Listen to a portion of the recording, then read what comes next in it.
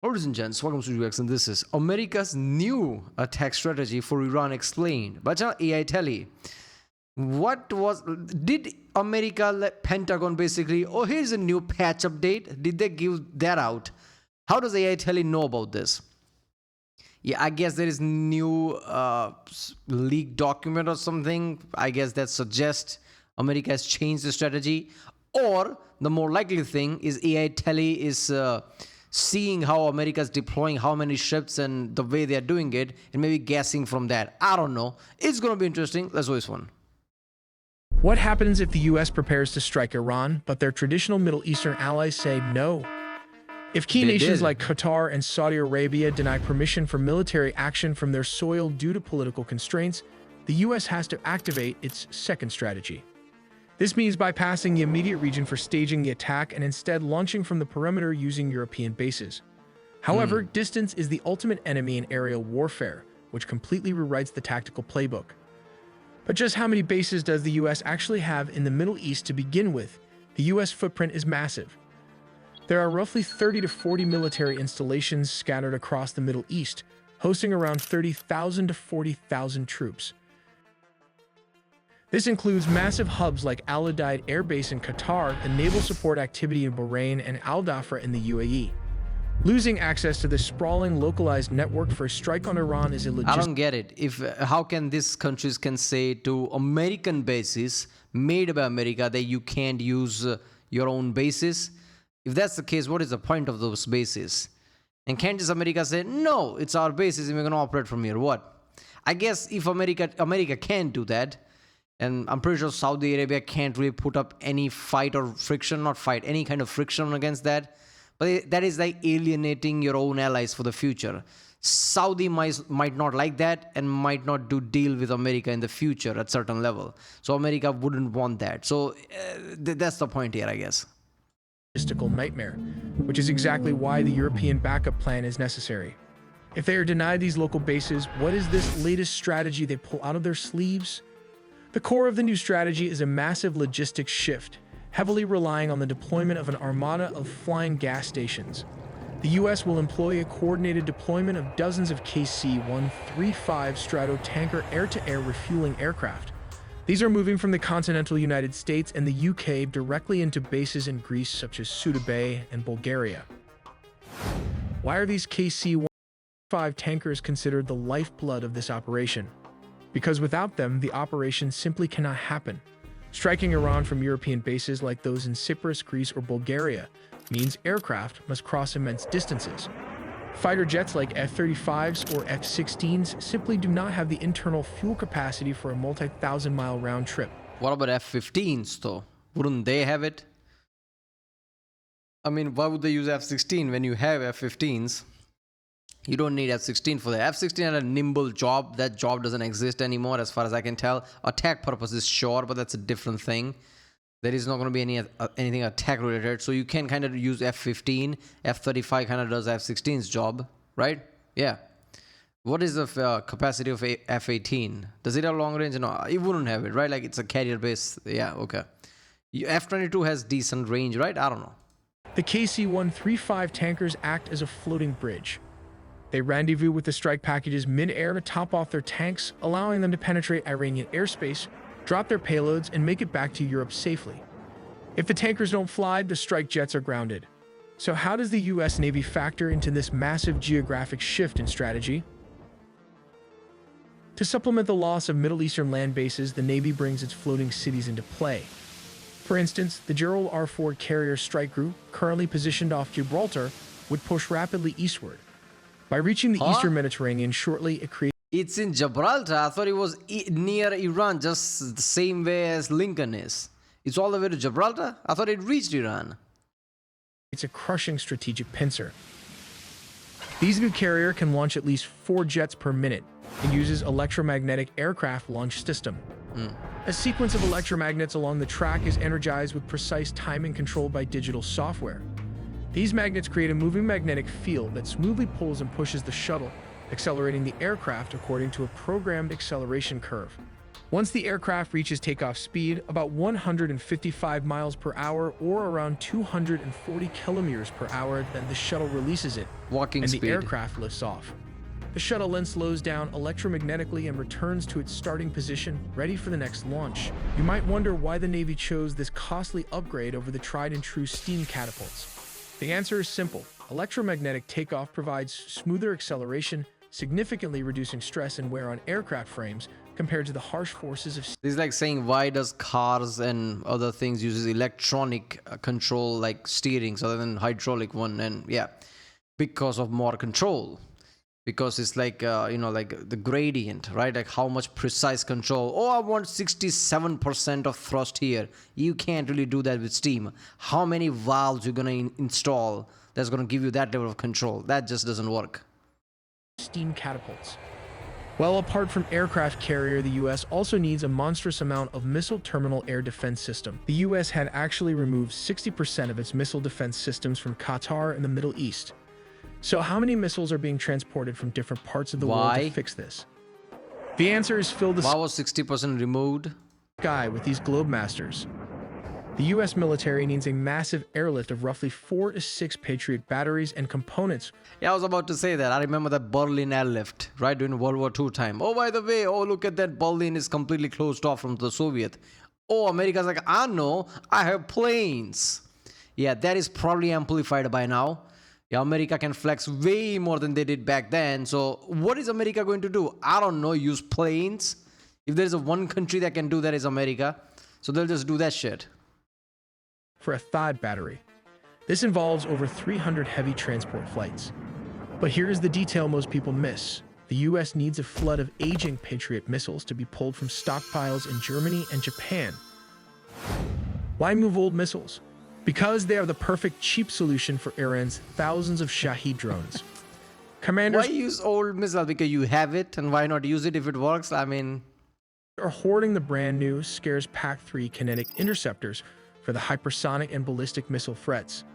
The military is clearing out the Cold War inventory to save the modern tech for the big one. But the Navy destroyers will be the first one to strike. The attack begins not with manned aircraft, but with robotic precision from the sea. The goal is simple: blind the enemy's eyes, their radars, and silence their voice, their command and control. In the Persian Gulf and the Northern Arabian Sea, Arleigh Burke-class destroyers, ships like the USS Thomas Hudner. wait a minute, why did it jammed it inside Strait of Hormuz? I thought you can't go there because of the small diesel-powered submarines and mines. Wouldn't you need minesweepers? That failed ship, what was it called? Like, I forgot the name of that. The whole range was failed. Yeah, those are basically supposed to be some kind of minesweeper, but it failed because it didn't integrate well enough to how Navy systems are. It didn't fail because it was bad. It failed because of logistics. It didn't really fit in the way they wanted to fit in, so they removed it, right? Wait a minute, I'm forgetting the name. I need to Google that. Oh, Littoral class LCS, Littoral class ships. This wasn't really bad, but it just didn't fit right. It was supposed to be for the mine clearing and like underwater risk thing, right? And they are kind of repurposing that for complete minesweep type of thing, as far as I know. So you need shit like that to clear mines and like deal with small diesel submarine. I don't think you can really go inside like that, right? Without getting damaged. So I don't know how destroyer would get in there. Receive the launch order. The vertical launch system cells hiss open, and moments later, dozens of Tomahawk land attack missiles erupt from the decks.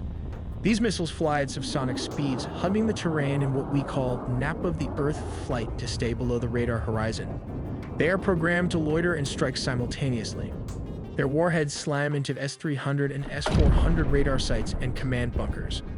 They degrade the integrated air defense system, effectively carving out safe corridors for the pilots who are minutes behind them. While the Tomahawks are still impacting, the silver bullets of the US Air Force are already deep inside. Wait a minute, you telling me Tomahawk has no answer? Like there is no defense system that can really... that's weird. Really? None of the S-400 can really target Tomahawks. I thought Tomahawk is like that old, famous American missile. I didn't know it was that overpowered still. You can still use it and it's probably going to be succeeded. Hostile airspace. These are the B-2 Spirit stealth bombers. But we, the Iranian, also have an attack strategy. First and perhaps most famous is the swarm. The Islamic Revolutionary Guard Corps Navy operates hundreds of small, fast attack craft armed with heavy machine guns, rockets, and anti-ship missiles. The tactic here is simple, but deadly. Instead of trying to fight a U.S. destroyer one-on-one, which they would lose, they deploy dozens of small boats simultaneously from every direction. Which also they would lose. I mean, I don't see that damaging armada. I mean, come on, there's too many ships, too many destroyers. This is insane.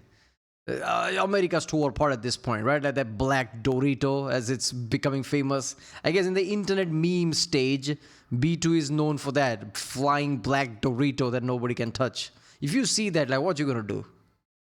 The goal is to overwhelm the U.S. ship's defensive systems, like the phalanx, by presenting more targets than the ship can track and destroy at once.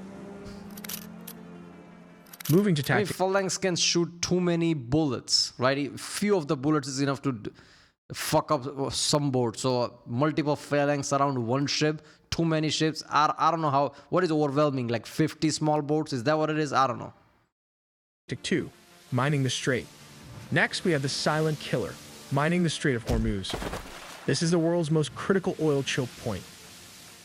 Iran maintains an inventory of thousands of naval mines, including smart mines that can listen for the specific acoustic signatures of enemy ships. In a conflict, Iran could use submarines, small boats, or even disguised civilian vessels to drop mines right into the shipping lanes. The goal here isn't just military, it's economic. This would deny the U.S. Navy safe passage and immediately spike global oil prices, inflicting massive economic pain on the U.S. and its allies. Here comes Tactic 3, the kill zone. Third is the geographic advantage, coastal missile batteries.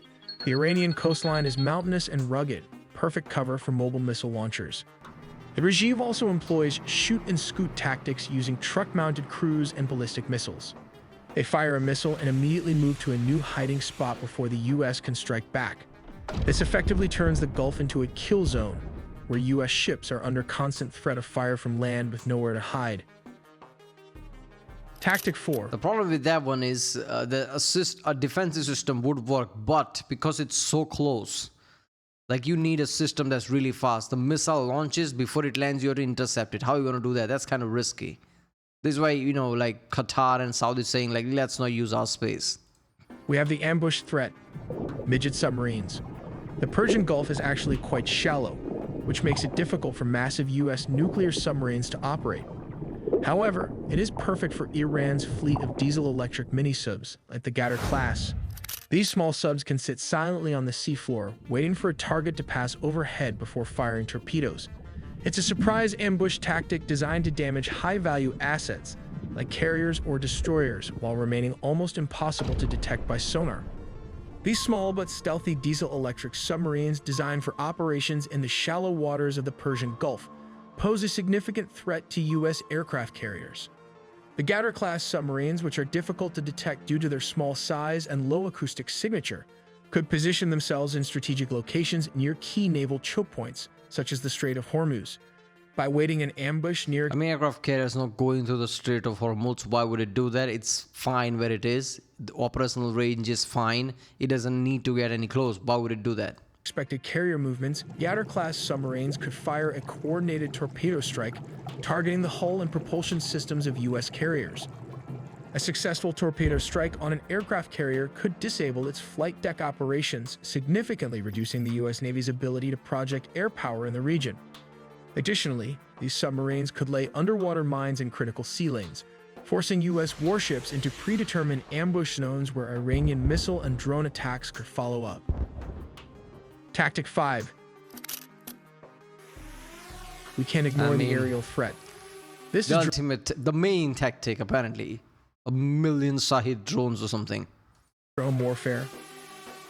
Iran has invested heavily in becoming a drone superpower in the Middle East. In a conflict, they would use UAVs not just for surveillance, but as loitering munitions, essentially suicide drones. The tactic is to launch them in massive waves to crash into the sensitive radar dishes and flight decks of U.S. ships. The goal is to blind the fleet's sensors and halt flight operations, leaving the ships vulnerable to missile attacks. Let's look at Tactic 6. Let's say Iran is successful. Let's say Iran has disabled aircraft carrier, disabled destroyers. Oh, look at the armada is gone. All right. America will just launch, like ultra fast, supersonic, hypersonic ballistic missile from somewhere else, from mainland US or something, with their satellite precise data and bomb the shit out of Iran anyway. How does Iran win? That's what I'm saying, right? This is our tactic USA is using. USA has probably 10 other tactics that they can use. It's a reason why they're the most powerful there is, or there ever was. The U.S. fleet relies on ports in Bahrain and air cover from bases in Qatar to sustain the fight. Iran possesses the largest ballistic missile arsenal in the Middle East. Their strategy includes massive missile barrages targeting these static headquarters and logistical hubs. The goal isn't just to destroy buildings, but to deny the U.S. Navy the fuel, ammo, and command support it needs to stay in the fight. If the ships have nowhere to dock, they can't stay in the Gulf. But if the Iranian disable the Navy carrier, can the U.S. still fight back? The answer is yes. Focusing only on the slow-moving ships is a mistake. The United States holds an ace up its sleeve that doesn't need to wait for a clear shipping lane. Even without a carrier strike group, the U.S. can deliver precision strikes for weeks to come. This is the domain of Air Force Global Strike Command. They can deploy the Big Three strategic bombers anywhere in the world in just 24 hours. First, you have the B-2 Spirit stealth bomber. This is the door kicker. It is the only aircraft in history capable of taking off from Missouri, flying non-stop to Iran, penetrating the most advanced air defense networks undetected, and dropping massive bunker busters on deep underground facilities. Second, the B-1B Lancer, known as the Bone. This supersonic heavy hitter carries the largest payload of any U.S. bomber. It can dash in at high speed and low altitude to deliver massive barrages of cruise missiles or satellite-guided bombs to clear the path. B-1 Lancer is the basic question of like, what if we made a bomber fast as a fighter? Oh, there you go. Insanely fast, the highest payload, badass fighter-looking bomber plane. Oh, okay. And finally, the B-52 Stratofortress. It may look old, but do not underestimate it. It acts as a flying missile truck, capable of launching long-range cruise missiles from hundreds of miles away, well outside the reach of Iranian air defenses. Let's take a look at how this works. I mean, if none of this shit even works, USA can just use like a basic cargo plane and launch, like just, what was that, like container, Rapid Dragon. You can just use Rapid Dragon cruise missiles or whatever type of missile it houses from way long distance and just back away. They don't even have to reach Iran. They can just use that. Right? Those C-50 or whatever, those basic cargo planes, right? C-130s or whatever. Just cargo planes throwing out Rapid Dragons. That's enough to bomb the shit out of everything. And that is one technology. US probably has 100 other.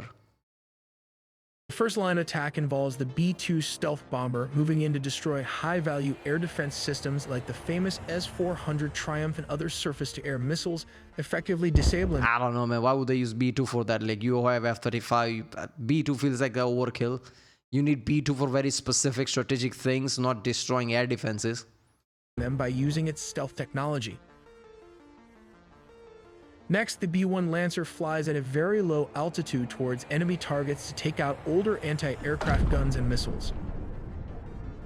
This clears the way for conventional aircraft like the B-52 Stratofortress, which can then sweep in to destroy any critical infrastructure without facing anti-aircraft threats.